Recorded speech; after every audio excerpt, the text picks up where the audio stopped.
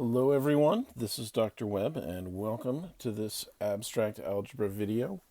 In this video we are going to be looking at some really important results about factorization and irreducibility of polynomials that we are going to be using throughout the term. Let's start off by reviewing the definition of what it means for a polynomial to be irreducible. So here, this R is talking about a ring. And so if you have a polynomial over the ring, so this means that all the coefficients of the polynomial come from the ring, then we say that polynomial is irreducible if any time that you write it as a product of two other polynomials with coefficients from the ring, then at least one of those two polynomials had to have just been in R itself, in the original ring, not really be a true polynomial, just be a constant, right? And so you can think about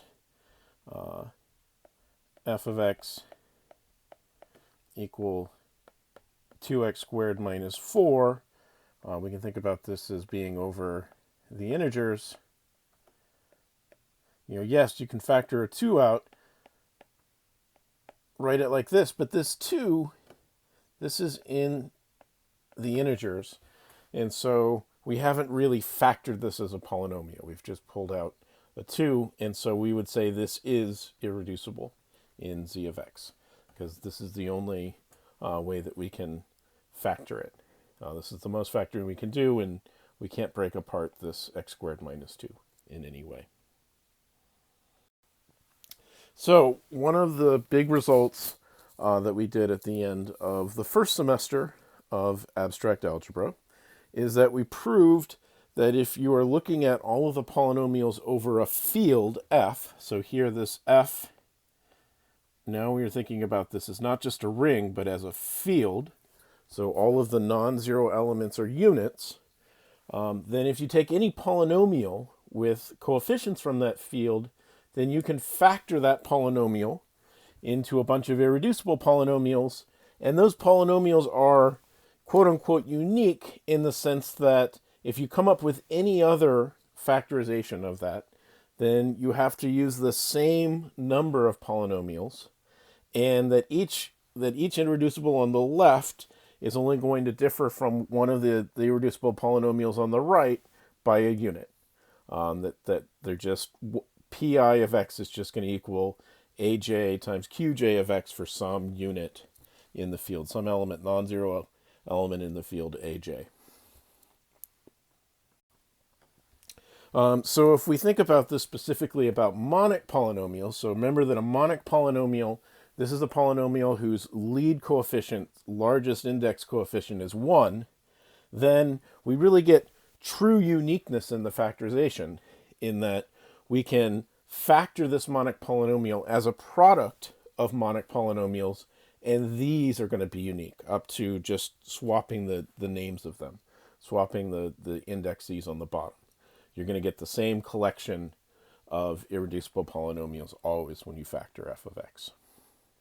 So this is one of the reasons why we often like to think specifically about monic polynomials, because then we have this true, more of a true unique factorization in the sense of how we think about it in terms of unique factorization of integers.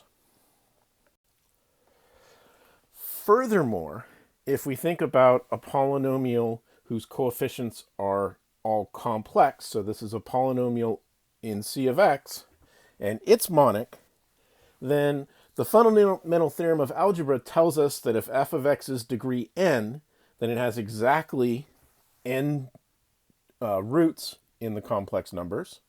And so then that tells us that is actually giving us the factorization of the polynomial, right? So if f of x is a polynomial with complex coefficients, then it factors into a bunch of near polynomials, right? So we can write f of x as being x minus alpha 1 x minus times x minus alpha n.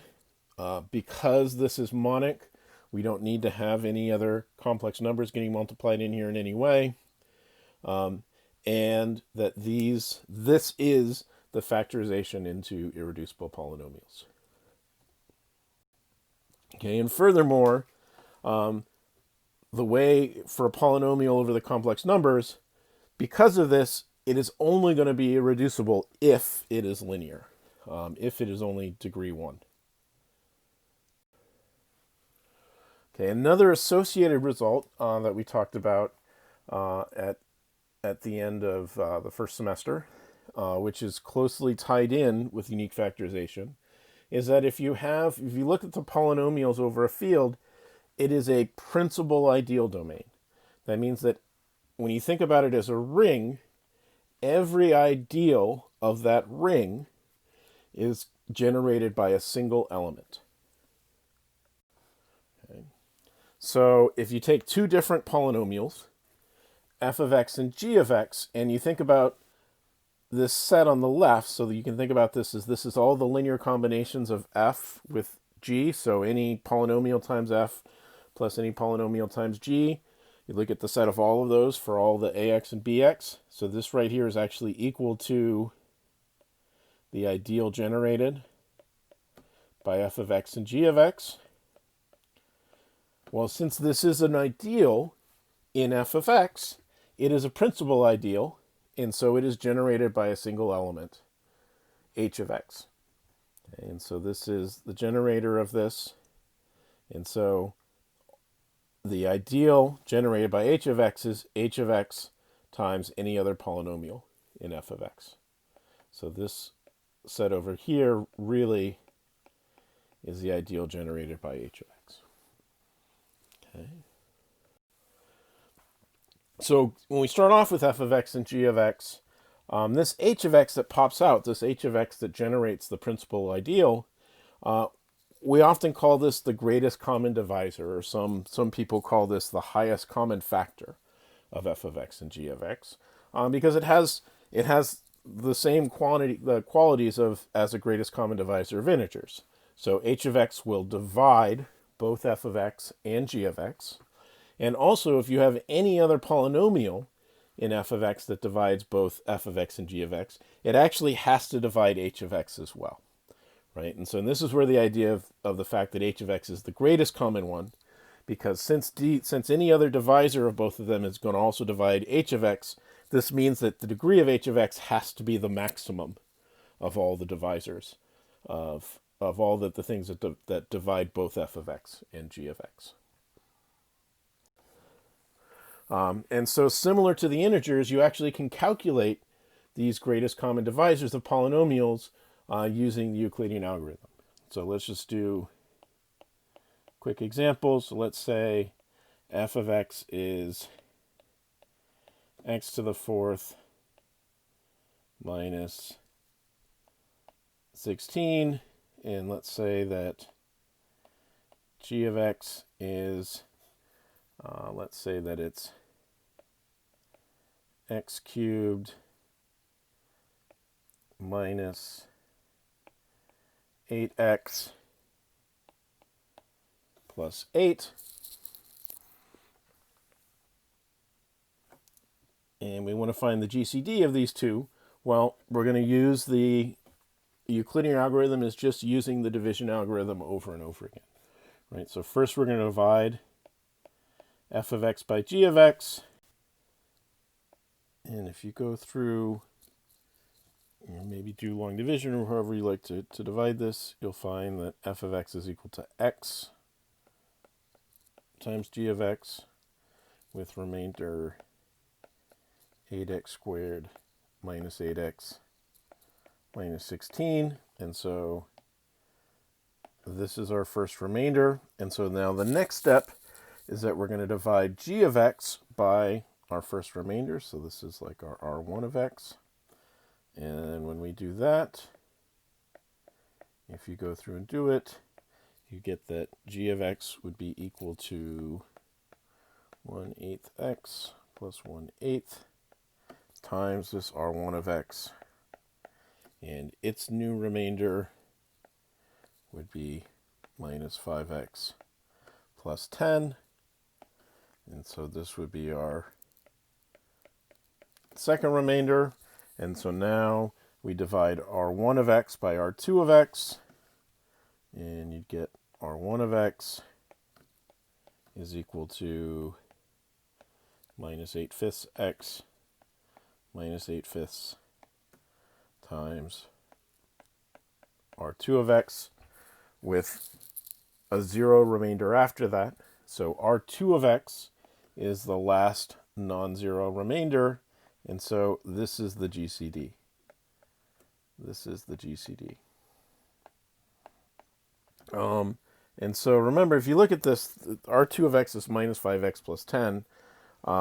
You can take any GCD in here and multiply it by an element of the field, and you're going to get another GCD. And so, for example, we could multiply this by minus a half on both sides.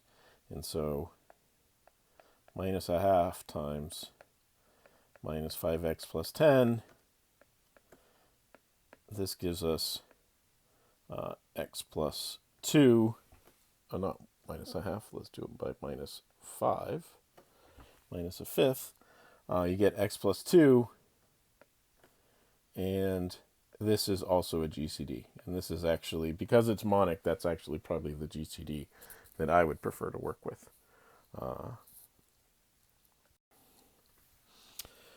Okay, so now let's focus on L is going to be a field, and it's going to be a subfield of the complex numbers.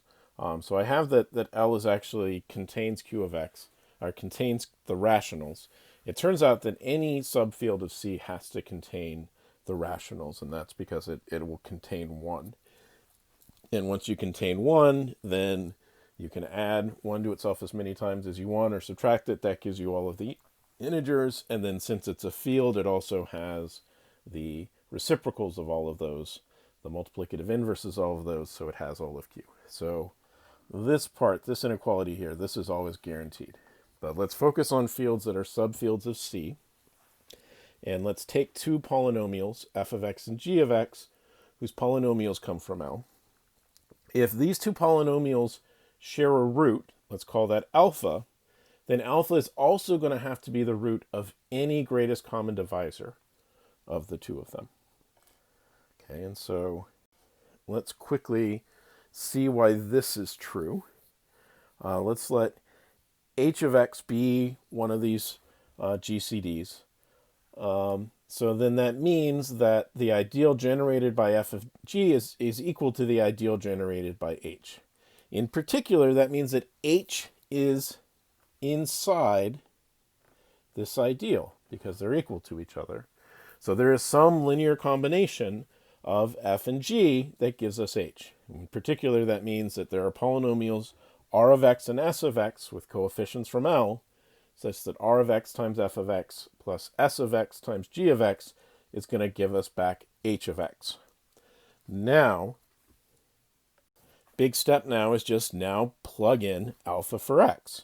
So you have r of alpha times f of alpha plus s of alpha times g of alpha is equal to h of alpha. So now, because alpha is a complex number, it's a root coming from the complex numbers, so it is, this line is all happening in C. This is happening in Z, in C, on the complex plane. Well, alpha is a root of f and g. So f of alpha is equal to 0. G of alpha is equal to 0. So we have 0 plus 0 is equal to h of alpha. So h of alpha is equal to 0 as well. And that means alpha is a root of h. And that completes the theorem.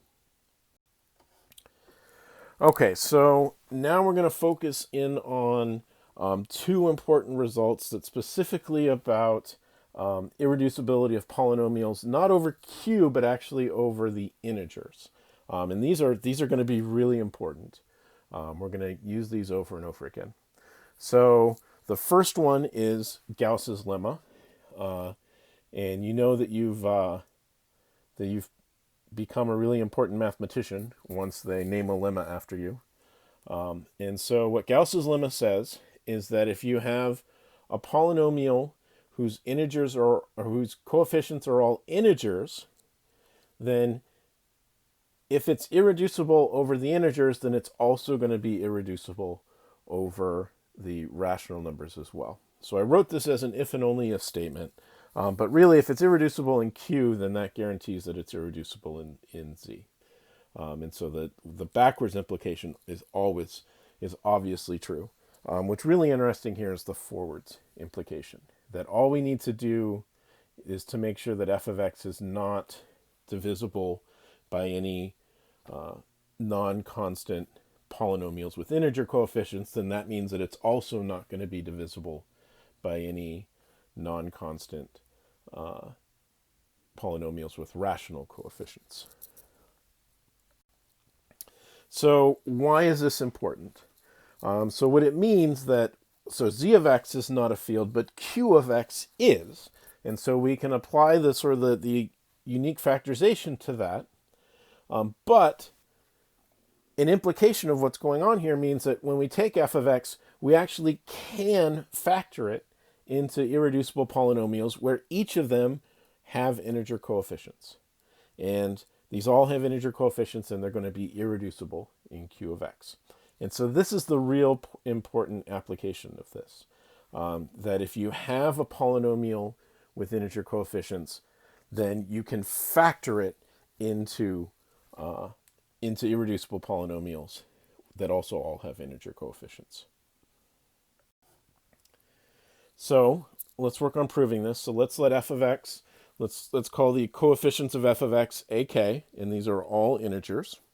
And let's suppose that it's irreducible over the integers, but when we look at it over the rational numbers, we can factor it. So we have g of x and h of x are polynomials over the rationals that factor into it. So this is a proof by contradiction. Okay.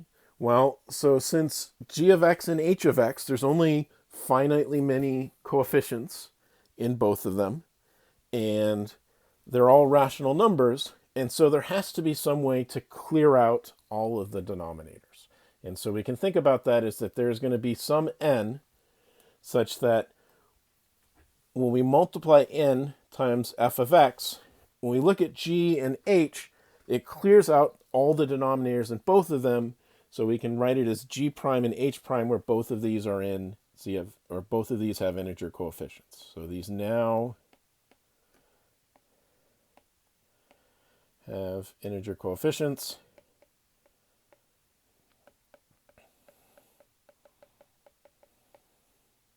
And in clearing these out, there's going to be some minimal n, some smallest n, that clears it out first. There's going to be some, because there's going to be some n that does this, there's going to be a smallest one. You know, anytime you have a non-empty subset of the natural numbers, then it has a smallest element. And so that's the fact that we're using there. So we're thinking about n times f of x. So n is this factor that's clearing out the denominators, is equal to g prime times h prime. And g prime and h prime both have integer coefficients as well. Now, if n's equal to 1, then really at this point our proof is done, because we know that at this point we just have f of x is equal to g prime of x times h prime of x, and we know that f is irreducible over the integers. And so that would mean that this isn't a true factorization, that one of g prime or h prime was just an integer. One of them is not a true polynomial. One of them is a constant. And so this is not really true, and so then that goes back that the original g and the original h, one of those two had to have just been a constant to begin with. So if we know that n is 1, then we're done. So let's look at the cases. What if this n is at least 2? And if n's at least 2, well, any natural number that's greater than or equal to 2 has a prime divisor. And so let's let p be one of those prime divisors. Then my claim is that p is going to divide all of the coefficients in either g prime or h prime. And so that's what this notation right here means for me, that p is dividing all of the coefficients of g prime, or p is dividing all of the coefficients of h prime. Okay. why is that true? Well, so let's prove this by contradiction. So let's suppose that it's not true. And so that means that there's some coefficients in G prime that P doesn't divide, and there's some coefficients in H prime that P doesn't divide. So let's let BI be the smallest index. So this is the smallest index coefficient of G prime, and CJ be the smallest index coefficient of H prime that P doesn't divide. And now we're going to look at the coefficient I plus j in n times f of x. So n is just an integer, and so it's just going to be n times the I plus jth coefficient of f of x, so that's n times I plus j. Now on the other side, so we're getting this by multiplying two coefficients together. And so remember, you get this by, it's all the different ways that you can get the indexes to add up to I plus j. Right, so it's going to be b0 times ci plus j plus b1 times ci plus j minus 1 plus bi times cj plus bi plus j times c0. So notice in all of these indices add up to I plus j. And so that's why you're getting that's why it's contributing to the I plus jth coefficient of f of x. And so if you remember, we said that I is the smallest index of the BIs that P doesn't divide. So B0, B1, these are all smaller than I. And so that means that these are all divisible by P.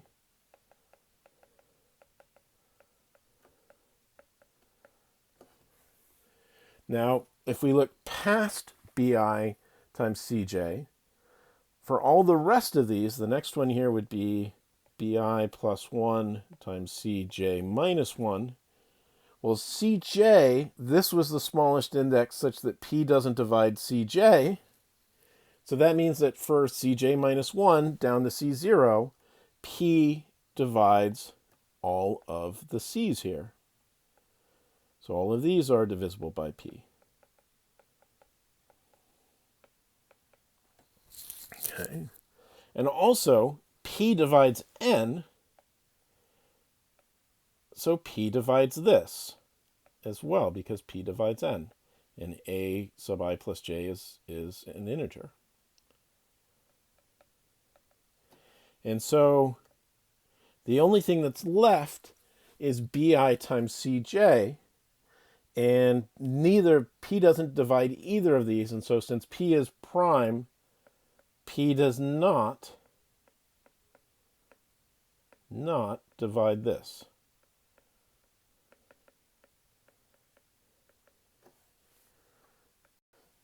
So let's copy this back out what we had before. And so everything that P divides, I'm going to kind of wrap up, circle in red. So P divides all of these up to here because it's dividing the B's. And it also divides everything to the right of BI plus CJ because here it's dividing all of the C's because their indices are all smaller than J. But P does not divide BI times CJ right here. Okay. This actually gives a contradiction. Why does this give a contradiction? Well, one way you can think about this is the left-hand side, this is congruent to 0 mod P. The right-hand side, on the other hand, everything in red is going to be zeroed out. It's going to be congruent to BI times CJ mod P. But the integers mod P, remember this, the integers mod P, really it's a field. And so BI and CJ, if they're non-zero, they are units, and so they can't multiply together to be 0. So, but BI times CJ cannot be congruent to 0 mod P. And that gives us a big contradiction. Okay, so P has to divide the left-hand side, so the left-hand side has to be congruent to 0 mod P, but P can't possibly divide the right-hand side because of the BI times CJ. And so this contradicts either that BI or CJ exist. So for one of these two, it can't have a smallest one that's not divisible by P, and so that means all of the coefficients then are divisible by P. Okay, and so then once you have that n times f of x is equal to g prime of x times h prime of x, if both sides here are divisible by P, we could have just, let's say that g prime is the one divisible by P, we could have just divided by P here. This is still all integers on the left. This is still all integers on the right. And so this would be another way of canceling out the denominators, but now we're dividing it by n over P rather than n. So this contradicts the minimality of n. And so there couldn't possibly have been that n was greater than or equal to 1. And so the only thing that n was greater than or equal to 2.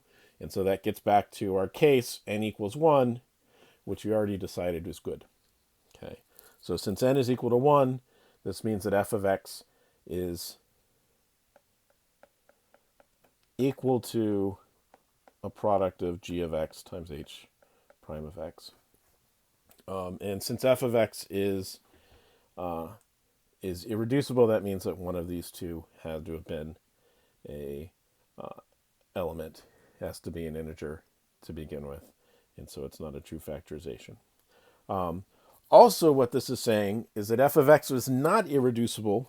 That means that you can break it up into a product of two smaller degree integer polynomials. So that this is what's leading to, really going down this path. If f of x is not irreducible, if f of x is a composite polynomial, then this is what leads you towards unique factorization over z of x. Okay, and so this is what we talked about at the beginning of, right when we looked at the Gaussian, Gauss's lemma. Okay, one final result. This is a fun result. This is called Eisenstein's criteria. And so what Eisenstein's criteria, this is also talking about polynomials with integer coefficients. So let's let f of x be a polynomial with integer coefficients. Now suppose that there exists some prime p such that p does not divide the largest, the leading coefficient, but p does divide every other coefficient. And so that's what the second one is saying. It divides every other coefficient except for the largest one, and the constant term, a0, is not divisible by p squared. It turns out that if these three things are simultaneously true, then f of x has to be irreducible over the rational numbers. Right? And the proof of this, in spirit, it's actually fairly similar to the proof of Gauss's lemma, which makes sense because Eisenstein actually was a student of Gauss. So how does this work? Well, let's consider x cubed minus 2. I claim that this meets Eisenstein's criteria for p equal to 2. Right? So what's my lead coefficient here? So my lead coefficient is 1, and 2 does not divide 1.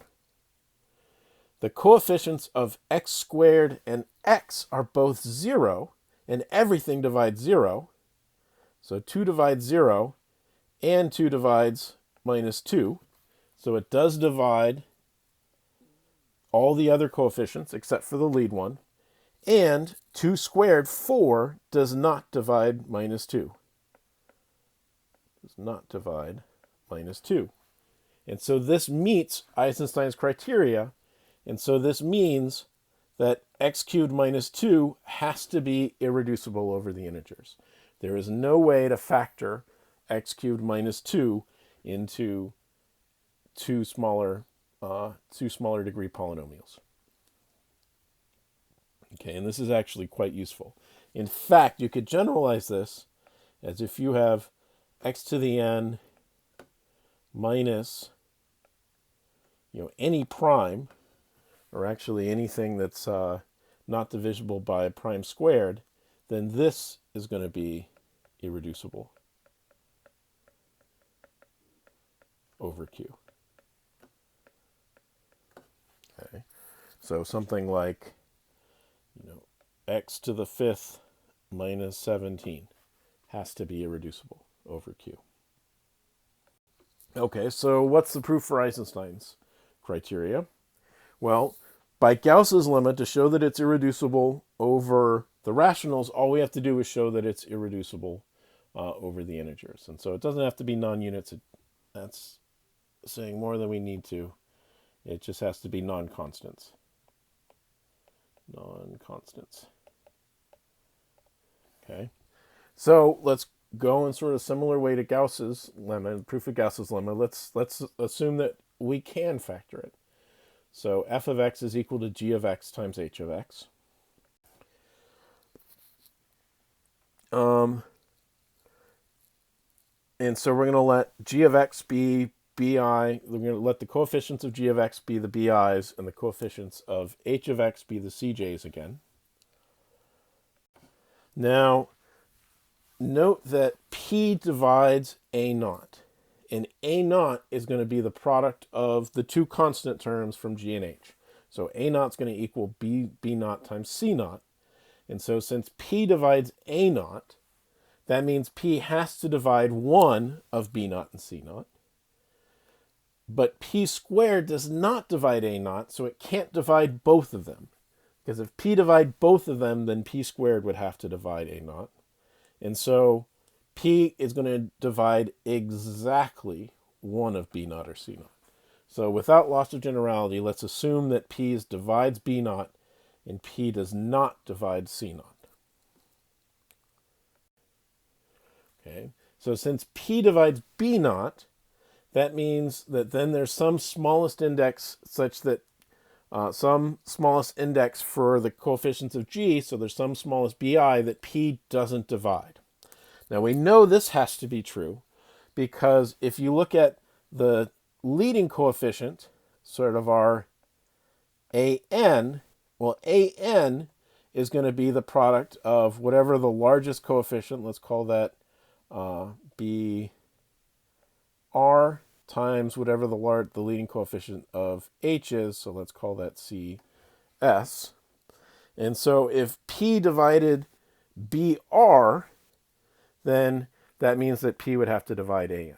And so since p doesn't divide an, that means p can't divide ar. So p divides the smallest coefficient. P can't divide the leading coefficient. So there has to be some first coefficient, some coefficient of smallest index that p doesn't divide. Okay.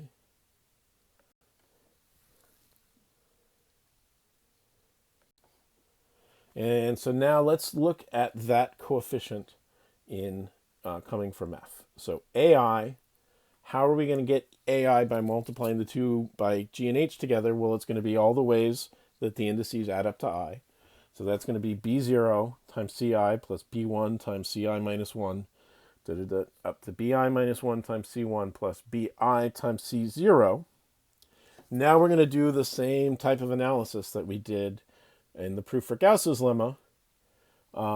So since we know that I has to be less than n, because I mentioned this on the previous slide, but why does I have to be less than n? Well, it's because c is not a constant.